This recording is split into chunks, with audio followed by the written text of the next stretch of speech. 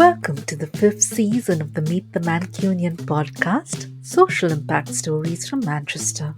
I'm Deepa Thomas Sutcliffe, your friendly host. It's a privilege and a pleasure for me to interview some of the most inspiring people working in Manchester's social impact sector and feature them on this podcast. My guests are leaders and worker bees associated as employees, trustees, and volunteers with social enterprises, non-profits, and community groups. They share their life stories and passions with you, dear listener. My aim through this podcast is to inspire you and share a bit of good news. My guests tackle serious concerns in Manchester, but many of these are also universal themes resonating in many parts of the globe. All my guests talk about the power of collaboration and how together we are stronger. They, of course, expand on their pride in Manchester and Mancunians as well. I hope you enjoy listening to the podcast on Apple, Spotify, or Google, or any of your favorite podcasting platforms. You can also listen to the podcast episodes and read the transcripts on my website www.meetthemancunian.co.uk. If you are a new listener, you can log on to www.meetthemancunian.co.uk to listen to the first 4 seasons of the podcast and read more about my podcasting story. If you are a returning listener, welcome back. Thank you for your support.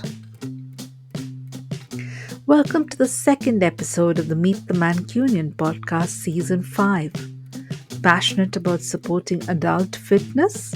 We hear from Jane Dennison, CEO, Milestone Club, in this episode. I'm delighted to introduce my guest, Jane Dennison, CEO, Milestone Club.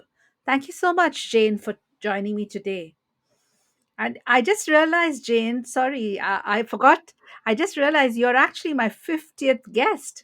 Wow. Oh wow, how That is exciting. exciting.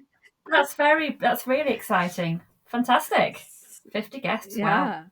So tell us first about how you found your passion for adult fitness and running before we talk about Mileshire Club. Wow. Okay. So I was 28. Yeah, 28 years old roughly. And I'd moved over from Leeds following a really messy divorce. And I was a heavy smoker, and I moved over to Leeds and I moved to Wilmslow. So I feel a bit cheeky because I know this is Meet the Mancunian, and technically I've grown up in Leeds, but I'm here now in Manchester and very We much feel take like I'm a all Mancunian. Mancunians, new, born, all of them.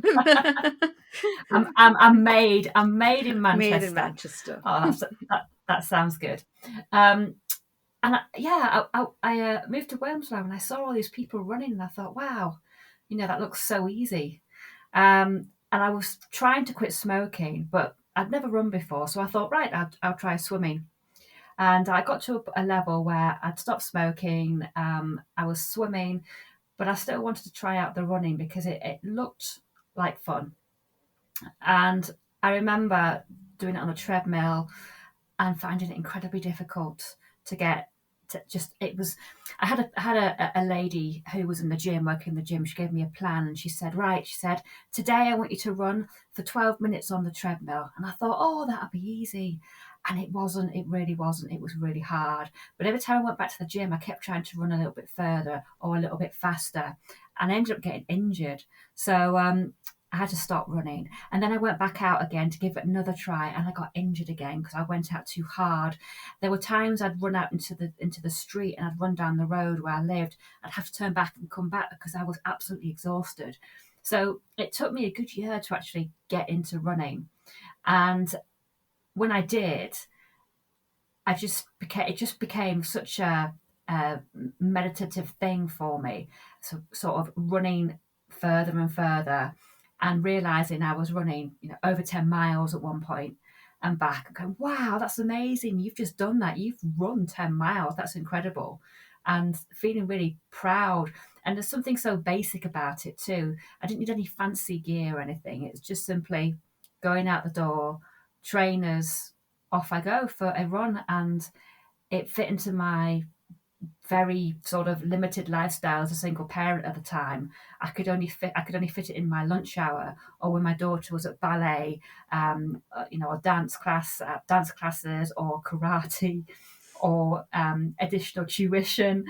She did a lot. She did a lot of classes, and it wasn't because I wanted to run, but I wanted to give her every opportunity. But at the same time, it meant that I could run. So she'd do an hour extra tuition at this group learning centre, and I'd go out and run and it really massively helped me with my mental health, and physically too. I was in better shape than when I was at school. Wow. So that's how I got into Not many running. of us Yeah. can say that, and that's quite a thing. No, it's amazing. And I can still say, even now, because I'm 41 now, I can say that I'm still in better shape than when I was a teenager. I'm in better shape than my kids.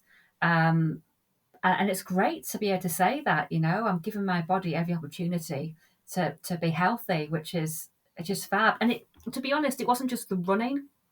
It was exercise in general. I wasn't really into exercise as a child, but when I discovered it as an adult, some me time, the gym, the swimming, the running, I really found it massively helped me physically and mentally, for sure. Thank you for sharing that. And then you started Mile Shy Club. How did that happen? Yeah. Yeah, well, I ended up moving to Sale. I met a guy, and I moved to Sale, and then we eventually moved in. Now we're happily married. Um, and I well, it started off with me just running around Sale as I normally do, and it's a good time to think and have some headspace. And every time I ran along the Bridgewater Canal in Sale, I think, oh gosh, this is an amazing place, for running, because it's nice and flat. It would have been perfect for me as a beginner, nice flat space where you can run next to water. And it kept bugging me. It kept bugging me.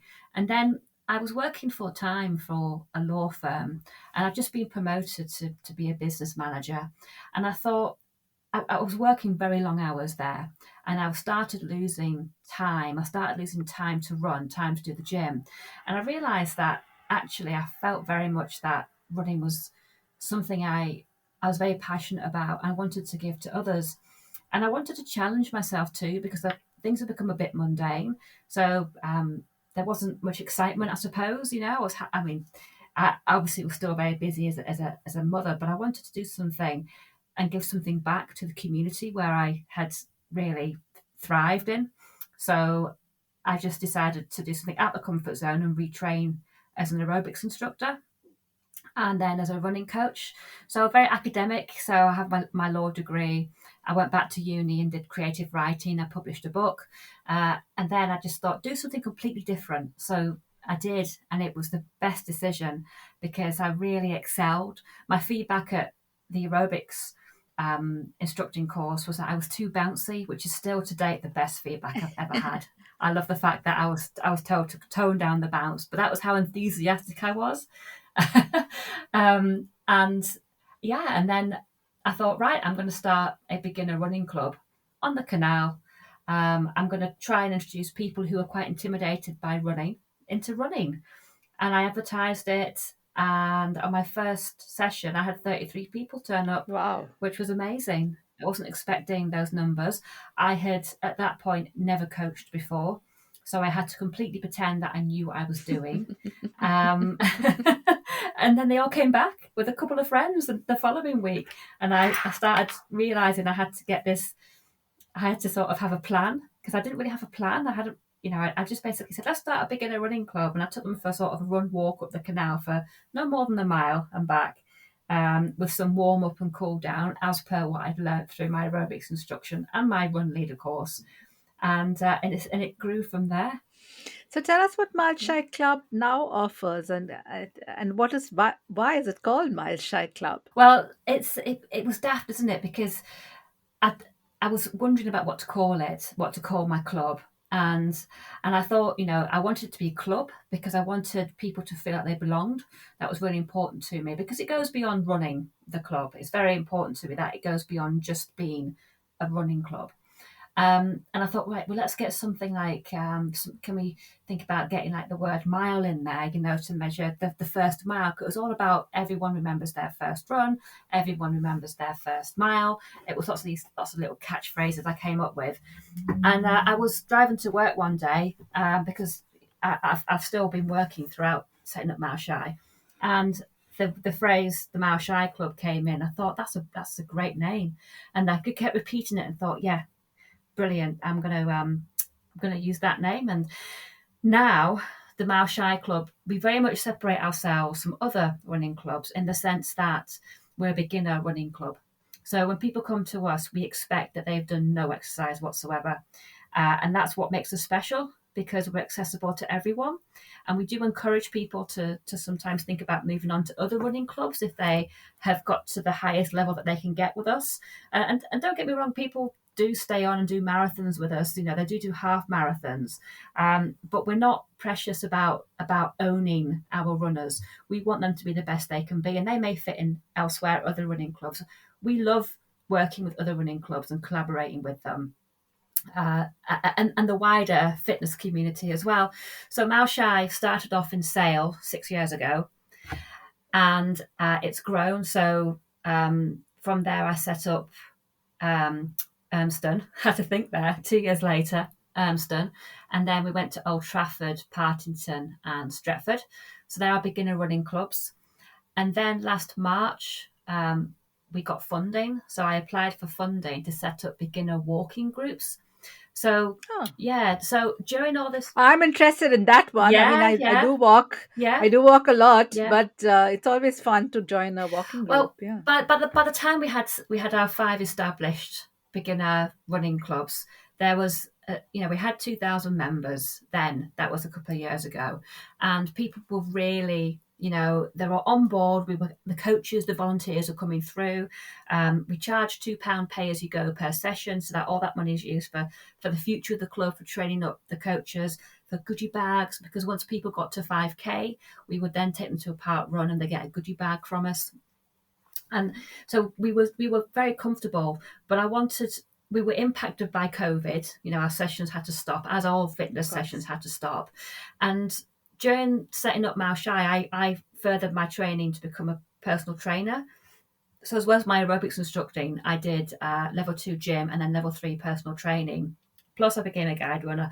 Plus I became a level 2 running coach. And then in lockdown, I then did my level 3 exercise referral, which means I'm able to work with people with long-term health conditions and help them get active in any type of environment, gym, outdoors, whatever. And I'm also a mental health instructor. So I wanted to really use this force for good to help people who had been disproportionately impacted by COVID. It was important to me. Now, my day job was working for a service that helps disabled people get active, and we'd successfully taken a lot of that online. But I wanted to apply some of that learning to Mile Shy. So I applied for this funding to set up 5 beginner walking clubs to complement our running club offer in the same areas.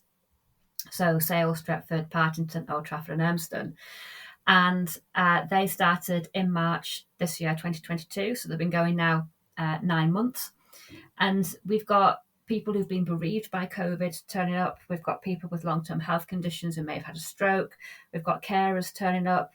We've got one group that's right in the middle of a very multicultural community. We've got lots of Muslim women who turn up, and I love that group so much. It's so much fun. We have so much fun, and it's the same ethos. It's the same motto of no one gets left behind. We look out for each other, and we care. We're like an extended family, which I know sounds a bit like, oh God, that's so cheesy, but we've had people turn up at our sessions and just cry, and that's okay. That's absolutely fine. It's a safe space. They can come and cry.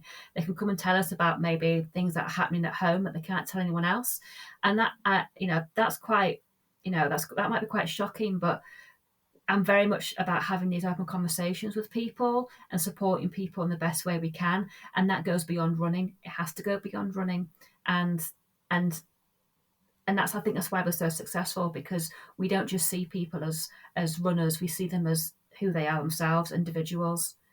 And so we have the 5 beginner walking groups, and now we also have another one at the Trafford Centre, which is indoor, and that's quite appealing to a lot of people because it's indoors. And we tend to find a lot of people with disabilities turn up at that one. Everyone is welcome, but that one really appeals to people with disabilities. It also takes place at the same time as the hour where they dim down the music for people with autism to come shop. So it's really taken off this last year. So much so I've had to leave my day job. I'm leaving in March next year officially, and yeah, um, Mao Shy all the way. Sounds really interesting, and I definitely want to learn a little bit more. Are there some challenges that you've faced, because obviously you've grown very fast and you've had to also, navigate lockdown like every other charity or Mm. business I, in the world? So I'm naturally a very ambitious person for my sins. It's not always good that I'm this ambitious. I have quite significant anxiety as an individual. So the proper diagnosis is generalized anxiety disorder, which is partly why I trained to be a mental health instructor, because I hmm. was so passionate about helping people with underlying mental health where it's not necessarily affecting their day-to-day life significantly, but it's having an impact. So for example, if I didn't if those 33 people who hadn't come back, that would have devastated me. That would have been incredibly upsetting, because I operate at this, if it's not 100% level all the time, it's not good enough. So when I started Mouth Shy, I was like, right, I'm going to rule the world with it. I'm going to take over. And I opened up clubs in Newcastle, Middlesbrough, Leeds, Stockton-on-Tees. I was like, right, this is what we're doing. And all these clubs opened, Nottingham, and even today, you can still see the remnants of some of those clubs because we had beginners going there, which was great. But one lesson I have learned from that is that I can't manage those clubs geographically from where I am, Yeah. particularly as a volunteer, because the running clubs, even to this day, I'm still a volunteer, which again is why I'm leaving my day job so that I can look to change that to secure funding for the future. So I dreamed I was too big to start off with, so I reined it all back in and just kept it local to Trafford. For now, anyway, we're sort of consolidating at the moment. And then obviously we had lockdown. So when lockdown hit, it meant that we couldn't operate our sessions. But we were fortunate because we're not a gym, so we don't have an indoor space. We operate outside all the time. We don't have to pay for premises. We don't have to think about air conditioning or windows and things. We are outside. So for that reason, when the restrictions were eased, we were allowed to have groups of up to 12 people at a time, which is what we did. And we had people sign up on Eventbrite to do that. But during lockdown, we did offer online Couch to 5K. The first one was Facebook Live. So 3 times a week for 8 weeks, I went out in the community and did a Facebook Live with limited success, I have to say, because it was the whole technology thing. It was summer, and I remember one time my live feed went down because the iPad overheated. Another time, Oh, wow. yeah, it was just another time it fell off the stand that I'd set it up on. It just wasn't as good as I was hoping. And then the second time we did an online one, I did it in Zoom. So everyone met me on Zoom, did a warm up together, and then they all went out and did their run session, which I told them what it was, and they came back to do the cool down, and that became a bit of an interesting experiment. Really, it was more successful than Facebook Live. I had one woman who came up she did the warm up, but then she smoked at the same time. It was like, what? But I've never had that. I've never had anyone, yeah, it was a bit of a shock. I mean, I can't say I've never had anyone do things like that before, because there have been. That's another story. But this particular, individual, this lady turned up and was doing the warm up, but with a cigarette in her mouth, and then she didn't feel like doing the run session. But this comes back to that whole sort of point I made earlier, which is she came because she was on her own and she was lonely and she wanted to talk to someone. So I welcomed her, I did welcome her, and I made her feel like, she could speak to someone. And that's a good thing. lots of people, lots of instructors might have gone, oh God, I can't have that happening. But we were in a lockdown situation. This poor woman might have, not had support around her. And the fact she could talk after, when everyone went out for their run session, I stayed and we had a chat. And then everyone came back and she either stayed or she'd left early. So she'd come in for that. And then maybe about a year later, I was at the start of a 10K race, and this woman came up to me and she said, "Hey, do you remember me?" And I said, "I'm really sorry, but I don't." And she said, "I was on your online course in lockdown." I said, "You're kidding me." I said, "You're doing a 10K?" She said, "Yes, it's my third 10K." She said, "I've never run before." So there was, Wow. yeah, that was amazing. That was a real bit of success. And uh, for me, I struggle to acknowledge success. I struggle to tell myself I've done a good job. But it hits home for me when I'm running in a race and I see someone in a Mile Shy Club t-shirt who I don't know. And that to me is really special because that shows that what I've created and what has been continued by our fantastic team of 26 coaches is continuing to grow and be loved and supported by the community. So, job done. I can die happy. No, this is really great, and thank you for also sharing that sometimes you need to take stock and make hard decisions. Like you said, you initially expanded too much and Mm, maybe needed to consolidate. So these are important lessons, and the reason I ask about challenges is for listeners around the world or in the UK to kind of learn from your experience yeah. when they're applying their own It's passions. it's been really good for my mental health because when I first started the Mile Shy Club, I was so worried about letting people down that I'd leave the house at 7:30 to be there for 9 o'clock, even though it was 10 minutes down the road, to make sure I was there early, to make sure that I had cycled the running route or the running routes, because sometimes there'd be more than one route.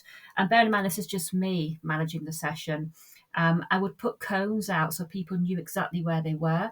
And then if I lost a cone, I'd spend the rest of the morning trying to find it after the session. I was, and it's taken a long time now for me to pass it over to other people to manage. And part of the reason that's happened is because 2, 3 years into Mao Shy, I broke my ankle and I couldn't do it on my own. And people came together. They came together and said, "Right, Jane, stop coming to see us on your bike. Go home and rest your leg." And eventually this is how it's come about, and it's great. It's fantastic. And I think this is it, right? Out of those difficult moments, something really good Yes, has come in, all these wonderful coaches that you're now working with. yes, very So this much. brings us very well, and you started talking about that when you talked about, seeing other people also succeed with their marathons and their 10K runs.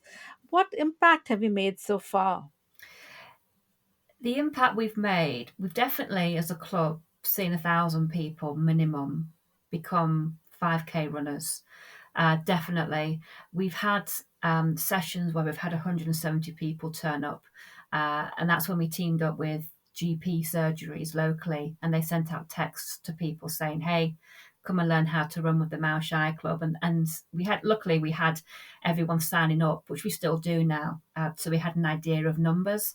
So the impact it's had has been, oh, well, it's very difficult to. It's this is again me going, oh, has it really been that good? I'm questioning myself when in fact I know. You can define your impact in any way you like. Even the touching one person's life is impact. So Yeah. it's in your hands, Jane. Oh gosh. Well, if you stick looking at numbers, we're looking at, we've had well over 1,000 people go through the Couch to 5K programs across the clubs. In terms of individual stories, we've got people who are running with us who have been undergoing cancer treatment. We've had people come to us and have had significant weight loss. We had one woman who came to us after losing 14 stone, and she came to continue to she ran with us to keep that weight loss, not to lose any more weight, but to maintain the loss that she'd had. Um, We've got people who've been turning up who've recently been bereaved. We've had everything you can imagine we've had. We genuinely have had.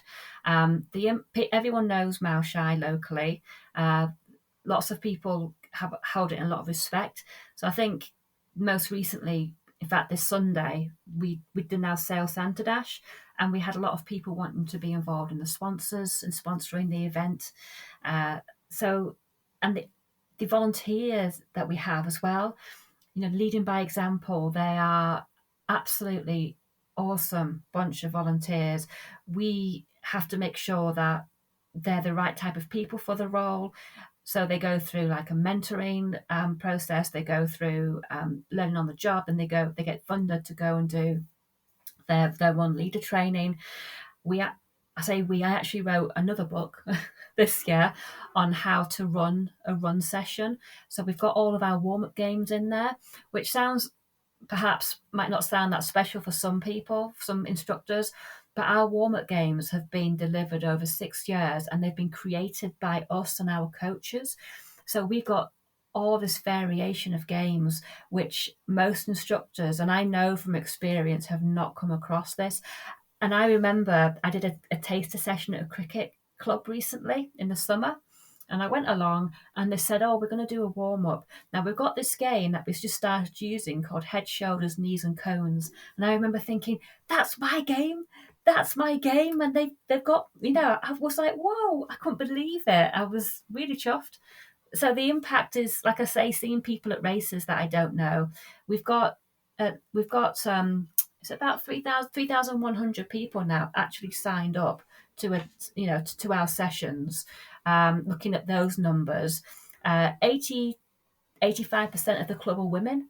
So that is really important to us. We have two women on our trustee board who are Muslim women, to represent the fact we have quite a lot of Muslim women coming to our club, more so from the walking aspect than the running, but still we're reaching that demographic.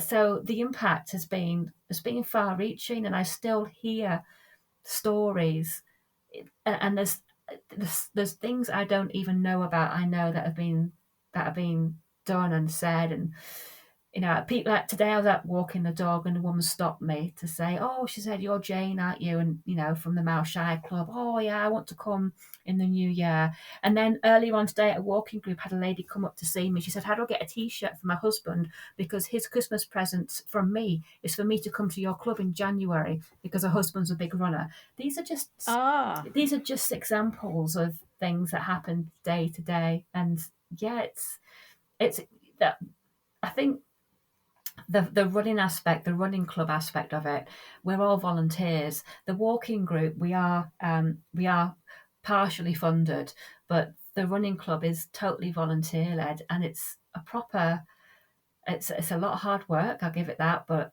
it is a real success story from that perspective. It does sound like a great success story, and it's amazing when you're making impact beyond the people that you actually know, Mm, and you're seeing that impact in the wider community. That's great. yeah. Uh, how can interested people reach out to you and learn more? Where can they find your website, social media? Yeah, we as part of our funding, we were able to have a lady come and support us as a charity. We're a registered charity actually, so you can find out more from the Charity Commission website. But definitely most relevant is to go to our actual website. This lady supports us with our website, all of our social media. This is how we reach people, because we reach people who are inactive, and those people who are inactive are not outside; they're at home, and they're at home on their computers or watching the telly. So we reach out to them on social media. So it's so important we have a strong presence. So you can find us if you Google Mao Shai Club, everything will come up, our Google presence. But we do have a really good website that's frequently updated, and we're on Facebook and Instagram and Twitter. We're also on LinkedIn and TikTok. We're trying to get down with the kids. So Oh, yeah, that's really cool. yeah. It's a lot of fun, TikTok, but you can lose days of your life. I haven't got time to go on TikTok, because you sit there and you just get sucked in, and before you know it, you've watched 20 videos about cute puppies and kittens, and that's it. Where has the last 3 hours of my life gone? I can totally understand that. I'm not on TikTok myself, but Oh, it's avoid it. definitely one to Yeah, and watch. Instagram and Facebook are copying it now with their reels. Facebook, they have like these video That's reels. right. It's just the same as TikTok. It's just, if this is partly why I actually see, now when I go online, I get lots of messages, from people, and it's lovely. Hmm. It's really lovely, but now I can't switch off. So for me, 8 o'clock every night is when I sit down and go, right, switch off time, because I'm often working. I'm working pretty much every day from 8, and even on weekends, I'm not getting full weekends. So if I say switch off at 8, but if I even look at my phone after then, there's very often streaming messages. So our our lovely admin assistant, Cheryl, she really helps because I don't have to look at the socials at all, because I know she's managing it, and that's it's so good for my mental health. Yeah, I don't have to worry. Yeah. I think switching off is also really important, that recharge time, isn't It it? is. And I went to Scotland a few weeks ago for a week. Just took me and the dogs. I've got family up there, but I didn't stay with them. I went to an Airbnb. Went to two Airbnbs. One was on the beach, and they're both actually on the beach. One was just lovely and modern, and then the other one was a bit more quaint and homely, and it didn't rain once for that whole week. It was fantastic. So that really helped, because I do work very long hours, and it has this year for me, the challenge has been managing my time, which has, as I say, resulted in me having to leave my day job to focus on Malshai. It takes up a heck of a lot of time. I can well I imagine. love But it. I love it though. what advice would you have for people looking to start something similar in another part of the world or another part of the UK? You have How can they start? you have to love it. You have to love it. Um, you have to be prepared to take risks. So, and sometimes people might think that those risks are just not doable. So, prime example is I'm leaving my job that pays me my income in 3 months, and I'm going to lose my income in June next year fully from Malshai, from day job. And yeah, that's a risk. I've got bills to pay. I've got a mortgage to pay. I've got kids to look after. My kids are teenagers though. They're 19 and 17. They're not 3 and 4.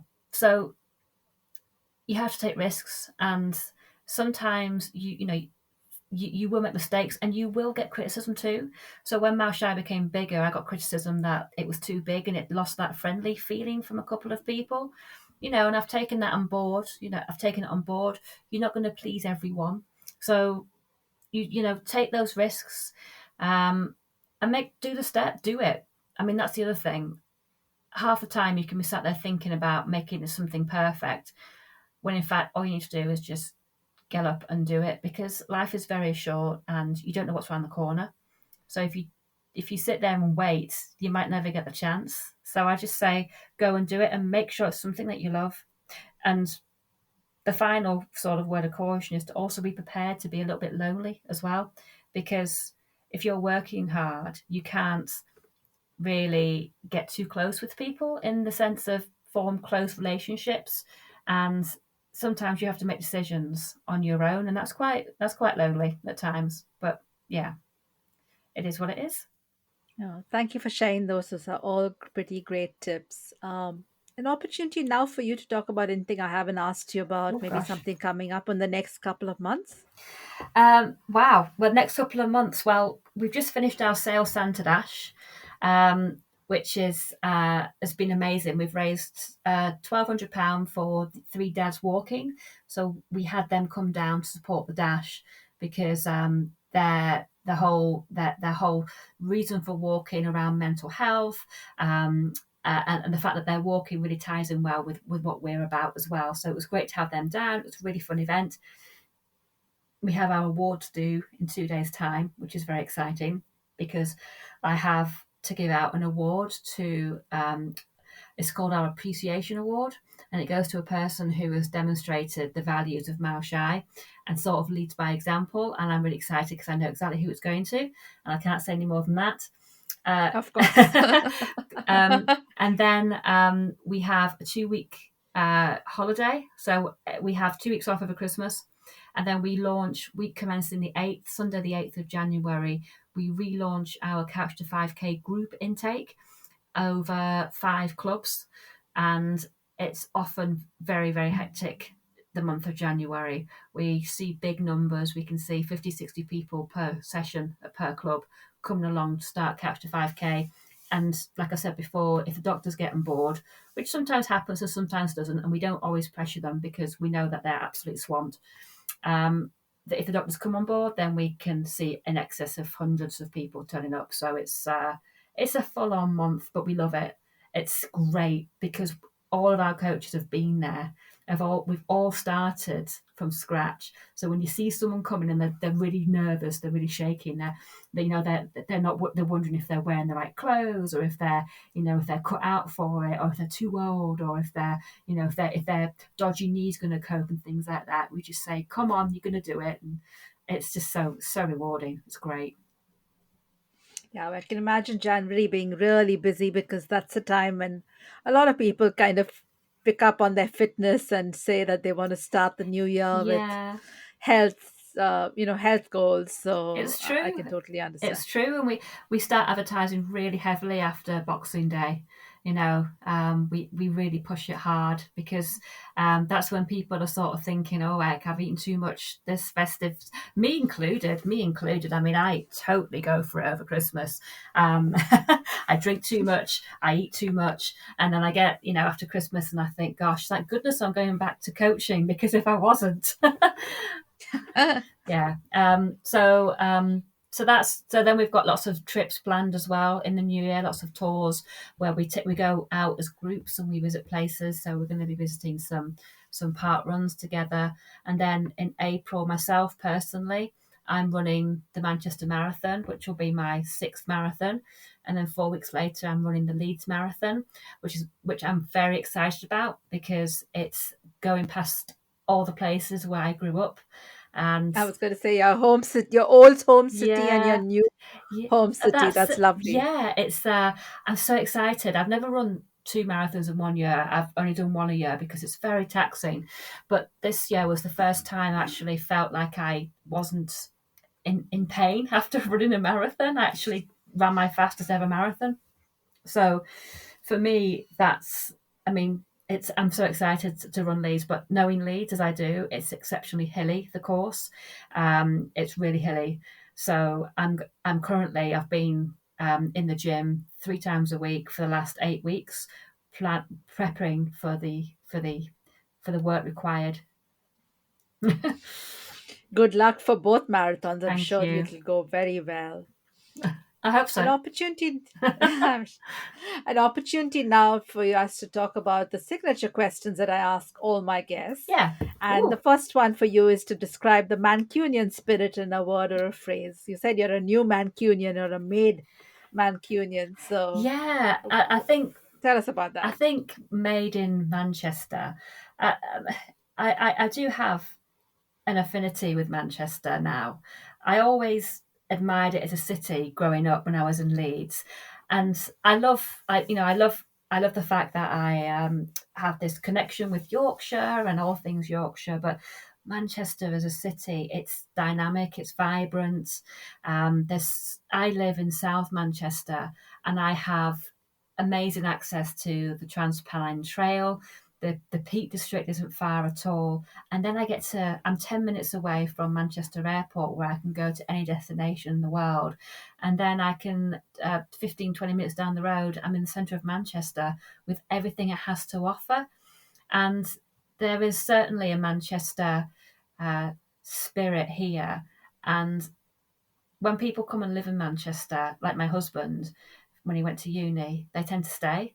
And that's the story I hear. People don't tend to leave when they've come here. Um, I think for me, the Manchester spirit became very evident after the Manchester attacks. So that was the same year I started the Mao Shy Club, and I was designing our t-shirts, and I decided to make them bright yellow because everyone seemed to identify with the colour yellow after the attacks, and it's only been on the 5th anniversary, I've added a B to Manchester B to the t-shirts, sort of to show that we're part of Manchester and it's who we are, it's our identity. And yeah, We've got bees on the podcast as well, have worker you? bees of Manchester, That's it. because it's all about the worker bees, isn't It it? is, yeah. And we're very much a community, and I do, in fact, it was today at the Stretford walking group were talking about Manchester and how the three ladies I've talking to today in particular were saying they'd all been abroad this year, and the second they tell someone who lives abroad that they're from Manchester, everyone goes, "Oh yeah, Manchester United."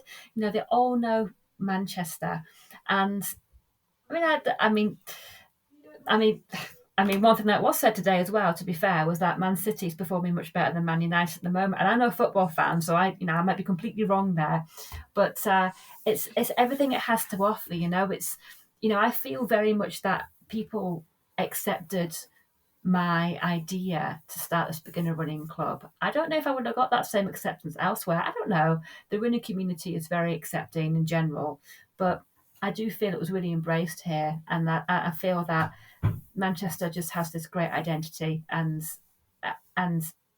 yeah, I love being part of it. I'm definitely I say I was well I say I was made in Manchester. I like that expression very much. I might steal it for the future. I'm very good at expressions, like Mao Shy Club and no one gets left behind. Maybe I should have been in marketing. Maybe, or maybe just creative writing, like you said, Well, you've got that's this real it. Yeah, passion. yeah, I do. I have a lot of other passions actually. Yeah, I have a lot of other passions. My creative writing. I also took up piano in lockdown, so I'm working now towards my grade 3. I don't have enough time to do everything I want to do. So yeah, yeah. Can you share a Mancunian who inspires you and why? Oh no.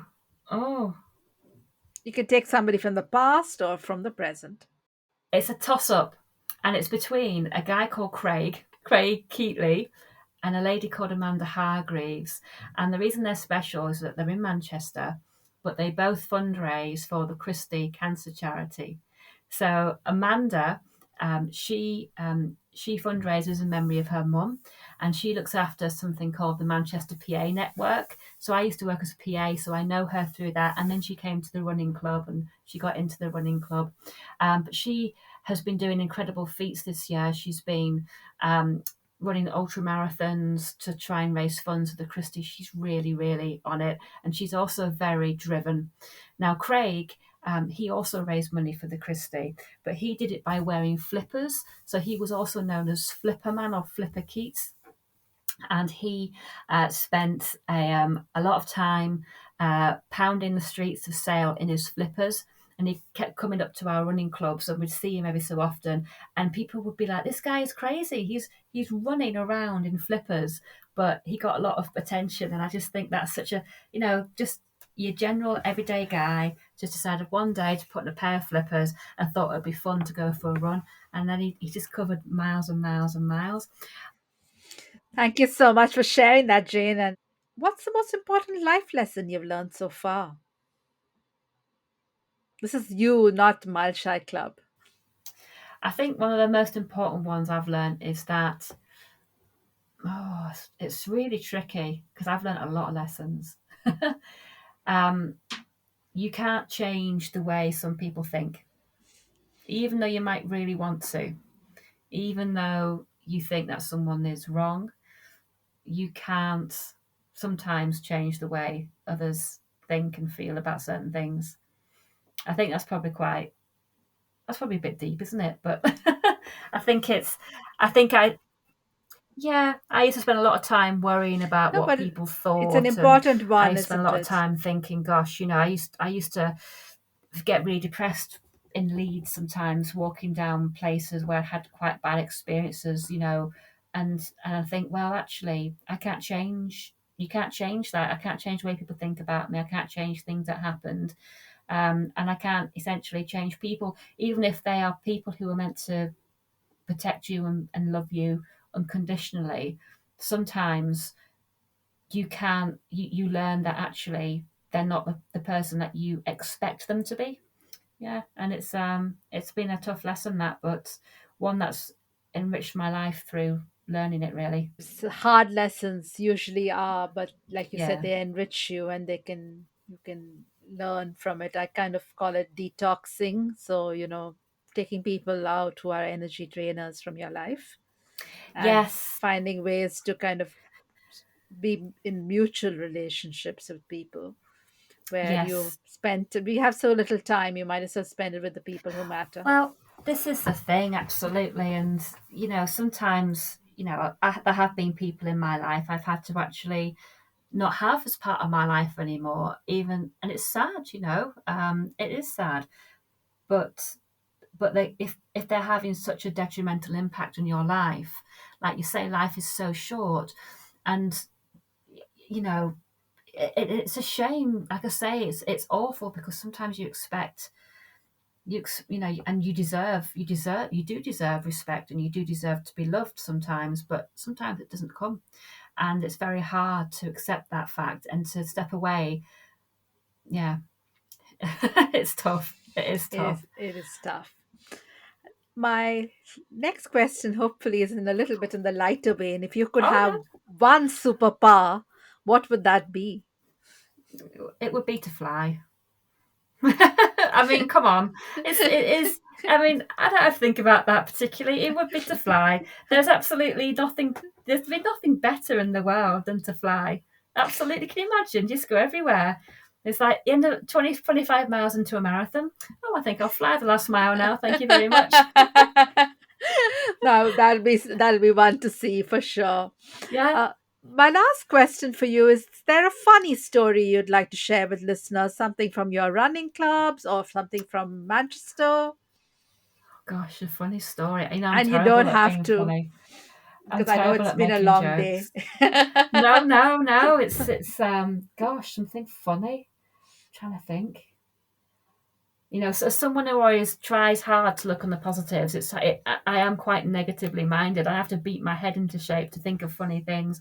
I think one of the funniest things that happened this year, something nice to end on. So I was part of a group called the Superheroes of Sale, Hmm. and we all dressed up as superheroes during lockdown and went round the streets of Sale and beyond in Trafford. We went as far as Old Trafford, dressed up running, so we covered some serious mileage to bring smiles to the faces of the kids who were trapped inside because of lockdown. It extended to birthday visits, and then we were visiting even beyond children. We were going to people in supported housing, people with disabilities who were stuck inside. We had a great time, and everyone had a great time seeing me as Elsa from Frozen, Spider-Man, Captain America, Mr. Incredible, Banana Man, Banana Woman. It was Catwoman, Batwoman. Oh gosh, there's so many of us, and it was so much fun. So this year, something funny that happened was that we all got dressed up for the Manchester Half Marathon and decided to do it together as a group, sort of reflect on the good times, if you like. And we kind of snuck in right at the back of this group, and then suddenly they closed off because they set us off as off in waves. So just as we were rushing to get into the back of this group, we were suddenly directed to the start line, and there was no one in front of us, and there was just thousands of people behind us, sealed off with tape. So it looked like we'd started the race, and all these photographers were taking so many photos of us. And I was like, everyone smile, give thumbs up, try and look good. And we're just running it. And anyway, these photos came out. And the following week, I was in meetings, and people were there saying, "Hang on, Jane." They were saying, I don't mean to be rude, but did you dress up at the weekend as Wonder Woman and run?" And I was like, yes, that was me, because it wasn't common knowledge. And Yeah. normally I was Elsa, but there's no way I was running Elsa in a ball gown half a marathon, and it was hot. So yeah, so it was like, right, I'm going to wear Wonder Woman, and there's this photo of me in the MEN with my hair out. I fully went for it, all my long blonde hair out, Yeah. in the full Wonder Woman garb with Captain America on one side, Batman on the other, Robin further down. It's absolutely just brilliant. It was fab. No, That's my both. funny story. I think they're Oh, both great stories. Both the yeah, one about, uh, helping people during COVID as well as running the half yeah, marathon this year. yeah. And it was on my birthday. I forgot to say Oh, that. Yeah, it was on my birthday. Yeah. so that is it. Was it recent? Can I wish you, or is it too Yeah, late? no, 9th of October. It was two Oh, months okay. ago. Yeah, yeah. So It feels like a belated happy. lifetime ago. So much has happened, but yeah, it's 2 months ago. Yeah, gosh, Yeah, definitely a highlight of the year for me. this sounds really great. So thanks so much, Jane. This is all I have time for today, but this has been lovely. No, it's been an absolute pleasure to be here. Thank you very much. Thank you for inviting me. It's been great. Jane, I really enjoyed learning about supporting adult fitness. Dear listener, thank you for listening to the second episode of Season 5 of the Meet the Mancunian podcast, Social Impact Stories from Manchester. I hope you enjoyed it and it motivates you to follow your own dreams and passions. Please do consider visiting the website www.meetthemancunian.co.uk to leave me some feedback or suggestions on what causes resonated with you or ones that you would like to see featured here. I really welcome listener feedback and will do my best to incorporate your suggestions in future episodes. Next week, the Meet the Mancunian podcast talks to Mike Palmer about supporting suicide prevention in the youth. Tune in on Tuesday, 2nd May 2023 to hear the next episode. You can follow the podcast on social media as at the rate Meet the Mancunian on Instagram or Facebook, or as at the rate Mancunian Pod on Twitter. It would be lovely if you can share or leave a comment. Please do also consider introducing this podcast to a friend or a family member. You can also sign up for my new newsletter on www.meetthemancunian.co.uk. No spam, episode roundups, bonus content, and a preview of what's coming up next on the podcast. Thank you so much.